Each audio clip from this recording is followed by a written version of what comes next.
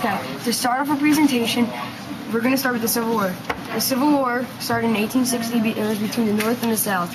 Then, 5 years later, the Civil War ends and Lincoln was assassinated. Then, in 4 years after that, the Transcontinental Railroad was built. And the very next year, the blacks had the right to vote, all because of civil rights. Then, Ellis Island was built, and that's when immigration started all across the world. Then, in 1914, World War I had started, and that was when France Bernadette was assassinated.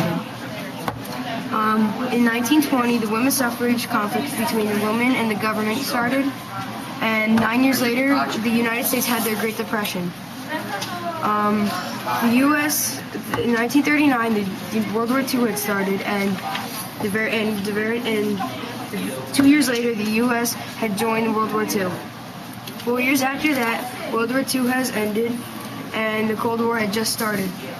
Then in 1950, the Korean War was made. The Korean War was assigned, and 15 years after that, the Vietnam War became.